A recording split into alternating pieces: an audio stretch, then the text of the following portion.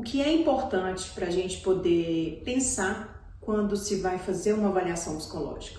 Meu nome é Viviane Maciel, eu sou psicóloga especialista em avaliação psicológica aqui em Belo Horizonte e nesse vídeo eu quero trazer algumas dicas, alguns pontos importantes para você pensar se você quer fazer um concurso público da área de segurança pública. Bom, quando a gente pensa em avaliação psicológica, quando a gente pensa em teste psicológico, a gente pensa em autoconhecimento. Eu, como profissional da área, é a primeira palavrinha que vem à minha cabeça. Mas, será que os candidatos têm essa percepção? Eu acredito que não. Quando vem teste psicológico, qual será a primeira palavra que vem à mente de um candidato? Eu imagino treinamento. Então ele vai pensar, poxa vida, tenho que conhecer esse teste, tenho que fazer esse teste, senão eu não vou conseguir dizer aquilo que a banca quer. Tá, a gente pode pensar isso em testes de raciocínio lógico, testes de atenção, testes de concentração, testes de memória. Isso é treinável? Sim, porque a gente não nasce com esse campo cognitivo preparado. Então eu vou estimulando, eu vou através de leitura, de exercícios, de joguinhos, eu vou sim estimulando essa área do meu cérebro e automaticamente melhorando a minha memória, melhorando a minha atenção, seja ela concentrada, dividida, alternada, difusa, eu consigo melhorar o meu raciocínio. Então eu posso treinar esse tipo de conteúdo para os testes psicológicos? A resposta é sim. Mas e quando a gente fala de personalidade? O que eu sinto, como eu me comporto, o que desperta raiva em mim, o que desperta um emocional aguçado, o que fala de mim de fato, como eu lido com as injustiças, com as incertezas, com o medo, com a ansiedade. Será que isso é treinável? Pensa comigo, o que desperta ansiedade em mim não necessariamente desperta ansiedade em você. Alguns medos que você tem, para mim, podem ser super bobos. Quem tá certo? Eu no meu contexto e você no seu contexto. Então entende que eu não consigo treinar. Vamos ter uma turma para treinarmos testes de ansiedade.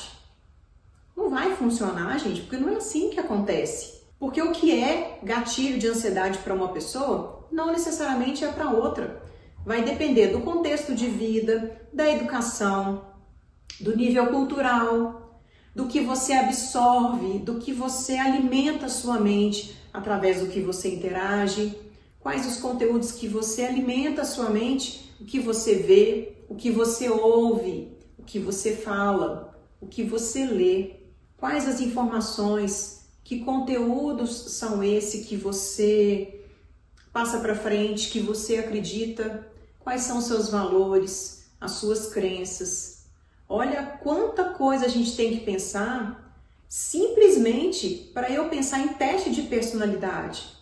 E tudo isso que eu estou falando não tem um padrão. Ah, Viviane, mas a banca tem perfil. Sim, temos um perfil de um policial militar, temos um perfil de um policial penal, de um policial federal. Claro que temos um perfil, tem um padrão ali pré-estabelecido. Mas o que eu estou falando é do seu padrão. Será que o seu padrão de lidar com as emoções, por exemplo, é o mesmo que o meu, Viviane? Talvez sim, talvez não. E qual dos dois padrões que é o certo? Será que é o meu porque eu sou psicóloga? Acredito que não. Então o que é certo para mim está dentro de um contexto meu. E como que eu vou alinhar esse meu contexto com aquilo que a banca vai pedir? Treinando? Mas eu vou treinar baseado no que é certo. Entende que eu não tenho um padrão? Quando eu falo padrão, gente, eu tô falando... pensa no joguinho de memória. Vou colocar lá 6 figuras, 2 iguais, eu vou virar tudo, você vai olhar, depois eu vou virar ao contrário e você tem que achar as duas. Tem um padrão único? Tem. Se eu estiver fazendo esse jogo, são as mesmas cartas, do mesmo jeito. Se você estiver fazendo, é do mesmo jeito. Não há uma forma diferente de entender esse jogo da memória. Então é padronizado o entendimento do jogo. Isso que eu estou falando que raciocínio lógico, a área cognitiva é treinável. Vamos pegar esse mesmo exemplo para ansiedade. O que desperta ansiedade em mim pode não despertar em você. Se eu falar, nossa, eu fico ansiosa por causa disso, você falar, nossa, Viviane, isso para mim é bem tranquilo, isso aí eu não ficaria ansiosa, eu ficaria ansiosa com tal fator. Eu falo, nossa, isso aí pra mim que é bobo. Como que a gente vai treinar se não há um padrão? A forma de você entender a ansiedade é uma e a forma que eu entendo é outra. Então entende que eu não consigo treinar personalidade, porque a minha é uma, a sua é outra.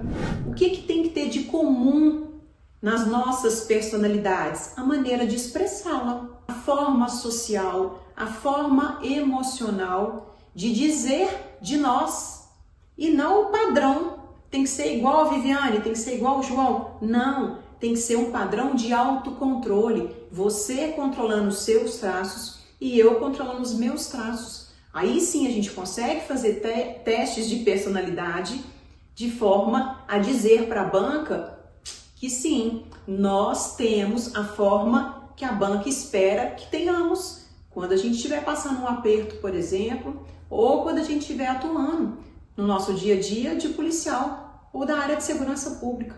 Então eu quero que você entenda o seguinte, sem autoconhecimento é muito, muito difícil a gente entender o que projetar nos testes de personalidade. Então eu te convido a se conhecer.